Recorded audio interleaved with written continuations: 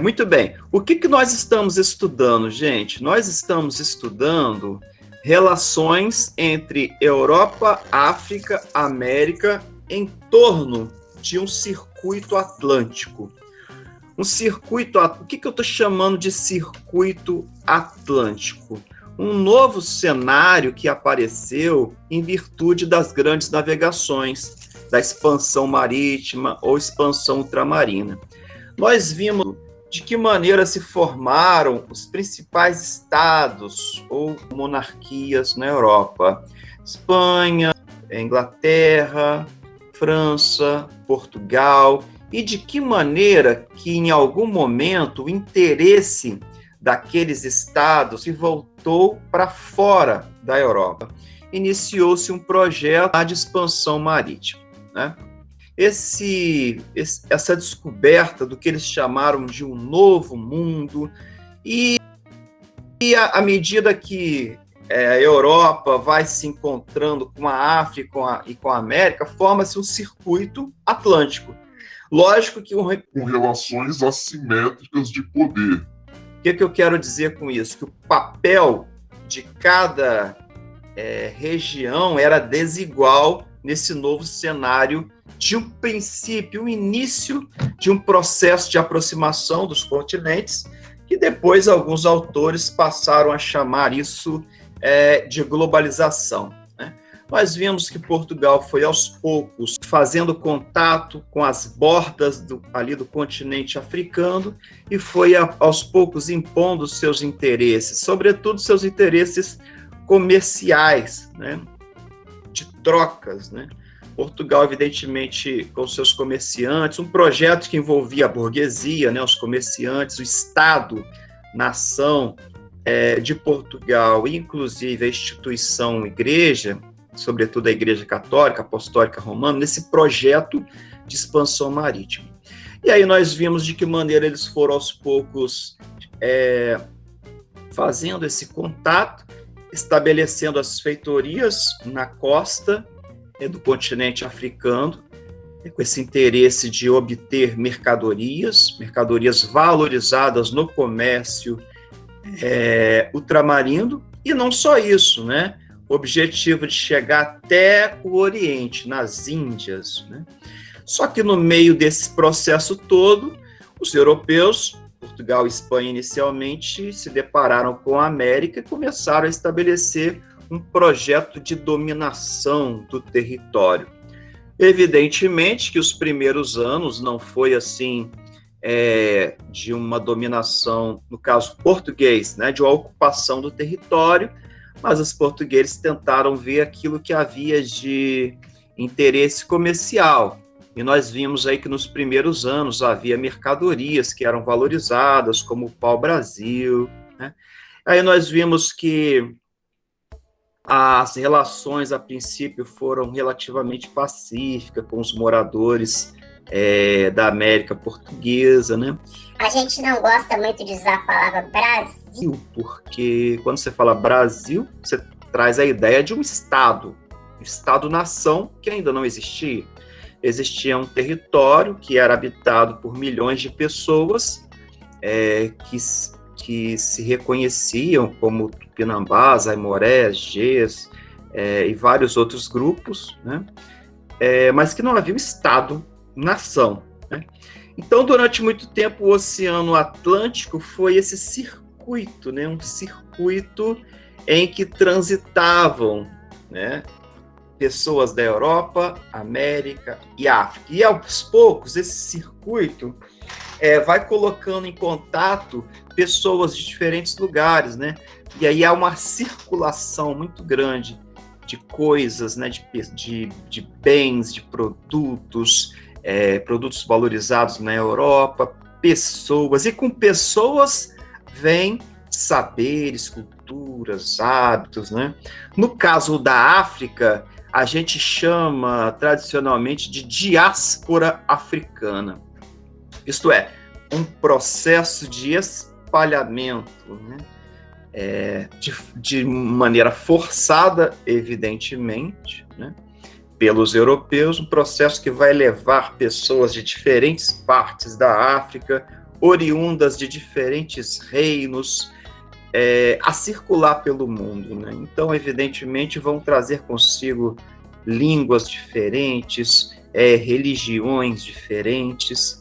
Do ponto de vista, assim, que a gente pode chamar de algo negativo, nós temos o tema da escravidão, de como a escravidão gerou marcas ou sequelas na própria construção social do que viria a ser o Brasil, né? E uma das principais sequelas que a gente tem procurado discutir é o racismo, né? Então, eu trouxe para vocês aí uma reflexão, reunindo documentos históricos, trabalhos acadêmicos e vídeo que dialoga com a realidade do tempo presente. É interessante porque é um assunto extremamente relevante, porque um dos grandes objetivos da história, né, gente, é que a gente possa se conhecer melhor enquanto país, enquanto nação. E um dos problemas gritantes que temos até hoje é esse que está presente.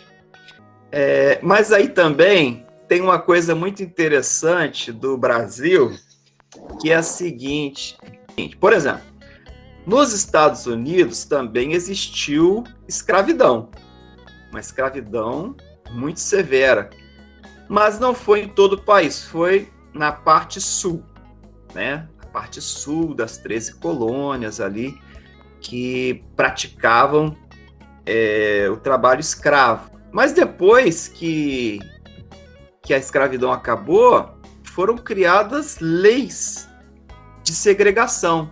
Então, estava na lei, estava escrito na lei que as pessoas negras não podiam estar no mesmo espaço que as pessoas brancas, não podiam ter acesso a certos direitos, né? No caso da África do Sul,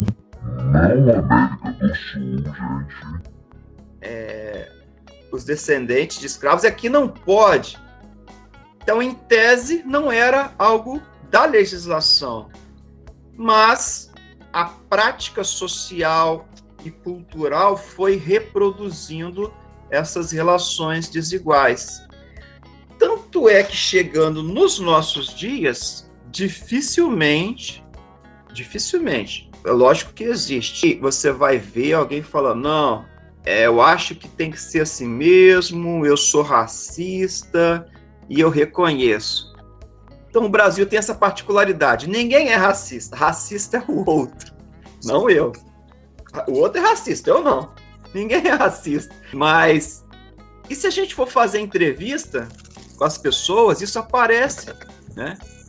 De certa forma, foi assim que esse tema começou a chamar a atenção das ciências sociais no Brasil, né? Quando a ONU mandou pesquisar o Brasil, porque o Brasil era um caso interessante de pessoas que aprenderam a conviver com o diferente, foram estudar o Brasil e aí descobriram que, na verdade, não era isso. No discurso havia uma boa capacidade de convivência com diferença, mas a prática mostrava outra coisa, né? Os materiais que eu trouxe na aula foram só exemplos, pequenos exemplos, né? É lógico que não existe solução mágica, não existe como você fazer assim e mudar essa realidade. Mas, evidentemente, há caminhos possíveis. Alguns desses caminhos já vêm sendo seguidos pelo Brasil, pelo Estado-nação, né? Brasil que eu digo. Primeira coisa importante a gente relembrar, quando se fala escravidão, erroneamente se associa a África e a cor de pele, tá? Mas originalmente a escravidão não estava relacionado ao aspecto de cor de pele, tá? Nem a África. Por exemplo, a origem da palavra escravo é eslavo, né? Então as pessoas do Oriente da Europa eram muito procuradas para a escravidão, né? A escravidão na antiguidade greco-romana também existiu com diferentes povos, né? Se você pegar, inclusive, a Bíblia, você vai ter casos ali de escravos e sem relação com uma origem étnica, né? Inclusive, há estudos que argumentam que o próprio Lucas havia sido, o Evangelho de Lucas, né, o autor era um médico e havia sido escravo também. Com relação ao período mais recente, da época moderna, devemos relembrar também que a escravidão já era amplamente difundida no continente africano, não tendo relação com cor de pele, mas sim com disputas entre a elite política local, né, que procurava subjugar grupos inferiores, tinha a ver com relações para adquirir mais mulheres, né, para determinados chefes tribais. Então, a questão é mais complexa. Existe também, por exemplo, aqui na América Portuguesa, em determinado momento, os representantes da igreja argumentaram que os nativos poderiam ser evangelizados, ser trabalhados pela igreja, e não podiam ser escravizados enquanto os africanos poderiam.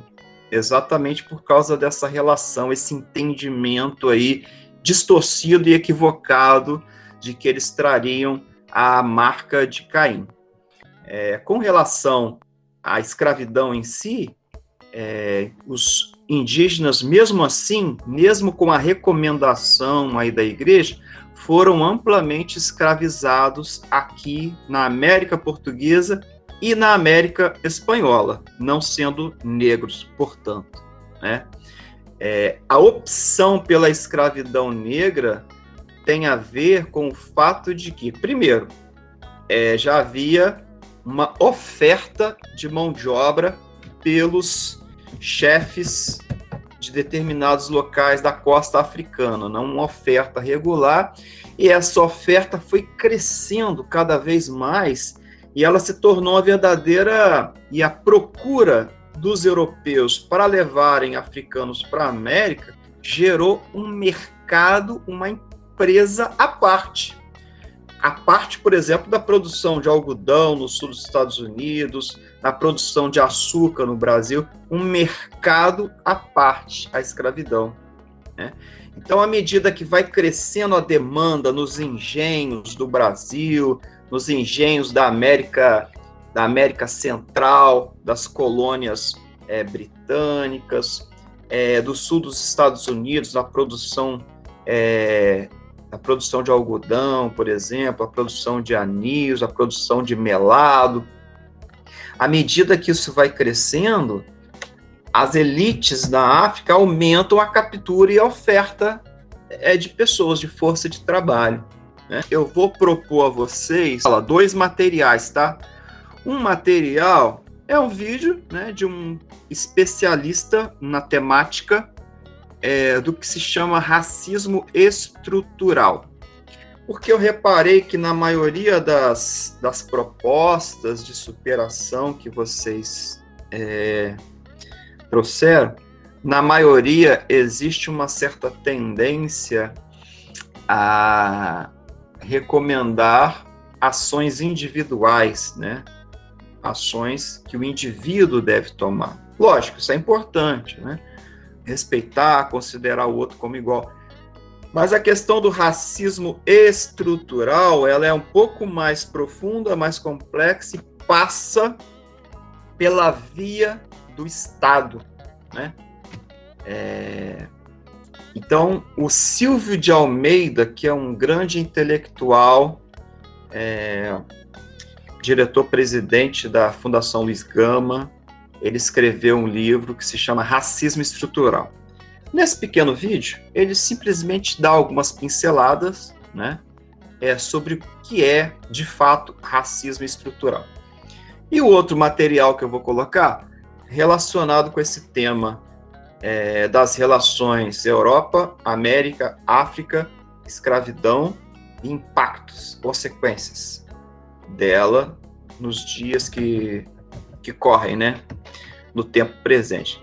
E aí, assim, tem um vídeo, uma produção, que eles, hipoteticamente, colocam a elite toda é negra e a população branca mora nas periferias.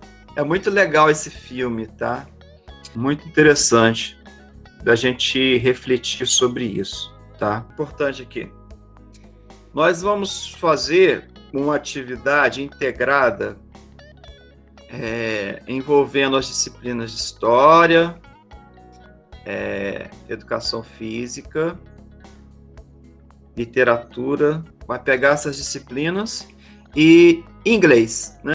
Então, esse trabalho, ele é pensado como inspiração no Dia da Consciência Negra, nessa temática aí do mês da Consciência Negra, em resposta à Lei 10.639, pela relevância do tema, né? E, assim, enquanto, por um lado, a gente discutiu questões negativas, esse trabalho que a gente vai fazer com vocês, no caso da história, a gente queria enfatizar as questões positivas da diáspora africana no mundo, sobretudo no Brasil.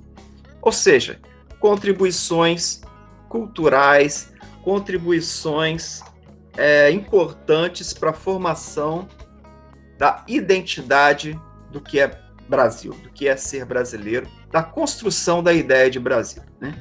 E aí a gente tem elementos culturais, elementos como a capoeira, elementos como as manifestações musicais, que depois ganharam nome, né, como axé, pagode, samba, culinária, feijoada. No quesito religião, a questão da pluralidade e a diversidade religiosa, porque com a criação do Brasil República, né, a partir da proclamação, 1889, ainda havia muita perseguição com relação a práticas de origem africana, como a capoeira, a dança, o samba e outras manifestações artísticas. Mas depois, nos anos 30, isso foi acolhido como manifestações culturais pelo Estado brasileiro, né? Então, tanto é que a capoeira é considerada patrimônio cultural do Brasil. Então, a gente vai trabalhar a partir de um filme, o filme que se chama Besouro, tá? Que ele vai retratar ou vai tentar apresentar a realidade de um grande mestre da capoeira que viveu lá no início do século XX e acabou se tornando uma verdadeira lenda. E até hoje é lembrado em rodas de capoeira, em rodas de samba. Então vai ter um padlet para vocês lançarem lá as impressões, as temáticas que vocês perceberam, que tem a ver, por exemplo, com o estudo de história, a questão do corpo, os movimentos rítmicos. Então, assim, a discussão sobre a capoeira, o que é, se é uma dança, se é uma luta, se é ataque, se é resistência, né? Tem vários assuntos, tá? Interessantes no filme. E é um filme, não é tão conhecido, mas ele também está recomendado lá no livro da Inaê. O filme, acho que teve até a interdisciplinar, educação física, literatura, português e inglês. Mas vai ser, basicamente, uma coisa divertida, assim, bonitinha visualmente e tal, uma coisa até agradável de se fazer. E quem sabe, se ficar um negócio bonitinho, a gente pode usar até nas redes sociais lá do NEABI para divulgar, né? Uma coisa assim, visualmente interessante.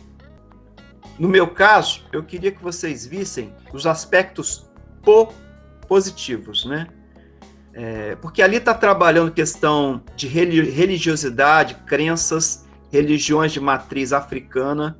O que eu queria que vocês pensassem é o seguinte: olha, é importante termos uma democracia com liberdade religiosa e sem que as pessoas sejam discriminadas, inclusive por sua religião e por sua crença. Entende? Então o filme traz uma questão para você ficar ligado. Olha, eu tenho a minha religião ou não tenho religião nenhuma, mas quem quiser ter a sua religião, isso é importante, que a ele seja assegurado. Isso é legislação e isso tem a ver também com a construção de uma democracia em que as pessoas tenham a liberdade para crer e acreditar naquilo que quiserem, e o próprio Estado tem o dever de proteger, né? Inclusive, a legislação que trata sobre discriminação racial também inclui a discriminação religiosa, tá, gente?